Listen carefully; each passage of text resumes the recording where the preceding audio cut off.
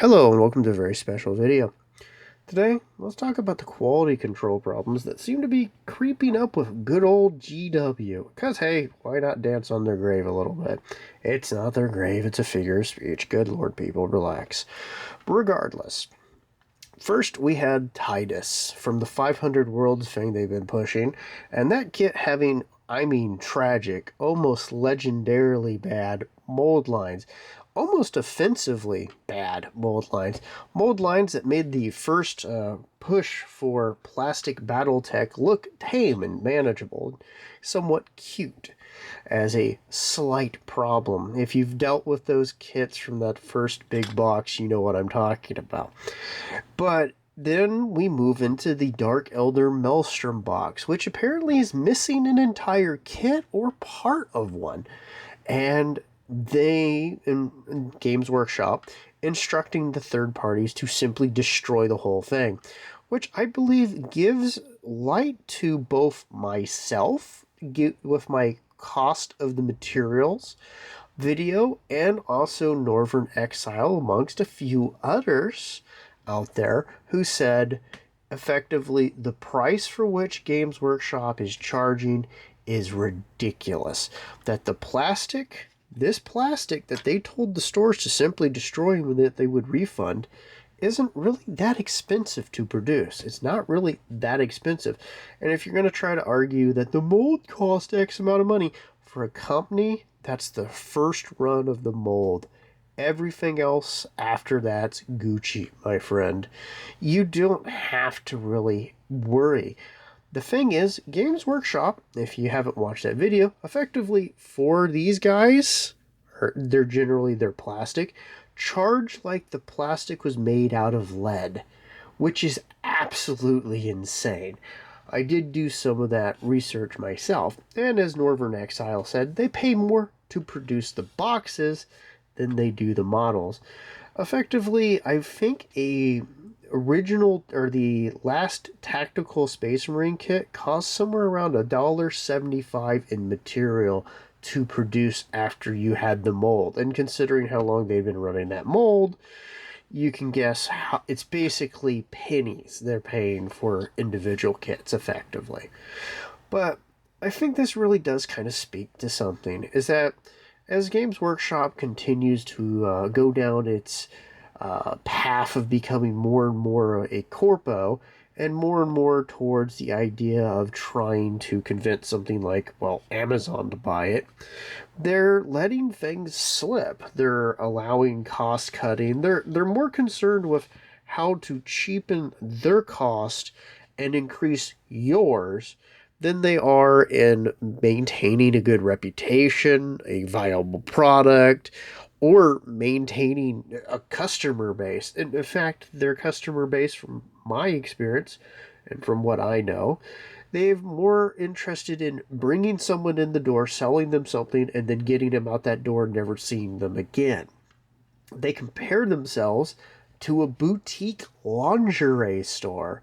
I mean, yeah, that's pretty crazy, but I think it's just part of the evolution of a company like this. When Warlord Games, with their launch of Conflict 47, is more open about the problems and reasons why they weren't able to meet the production of, I think, one of their Soviet kit with the Saurus. They're like the werebear kind of guys they had. They basically said how we'll give you refunds, or you can hang on to it until we can 3D print it and then later get it in plastic. They were more open and honest about it, and Games Workshop just goes, meh, don't care. Our problems, we're just not going to even talk about them. I think part of the biggest problem here is that Games Workshop, besides charging ludicrous prices and having the expectations of being a really high priced item slowly being pressed upon them and them not liking that very much, it's that they're not honest, they're not open. They will openly tell their customer base complete, in my opinion, fabrications, and then they will expect you to simply swallow it and then give you the silent treatment after that.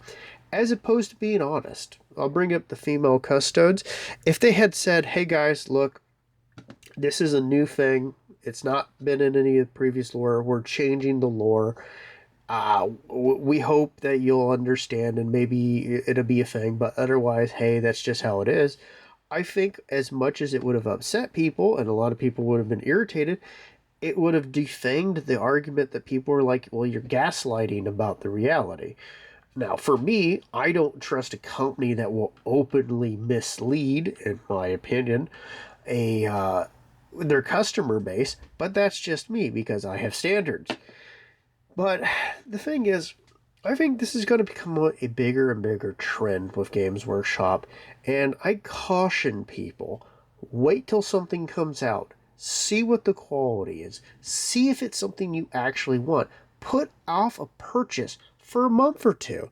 Just sit there and let the thing come out before rushing in to buy it, because the company seems to be increasingly focused on simply FOMOing you into purchasing it and then not caring about the quality.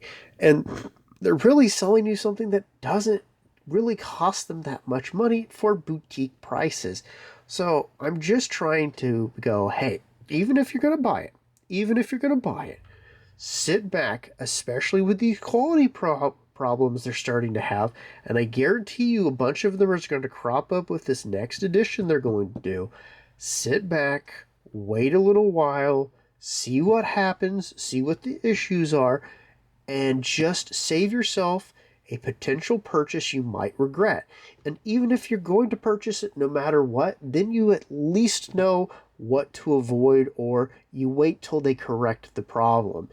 Effectively, just don't let yourself be FOMO'd, because I believe this quality problem is going to become something that becomes more and more and more common as they seek more ways to save money and to short how much effort and time they have to put in something while increasing the price and cost on you.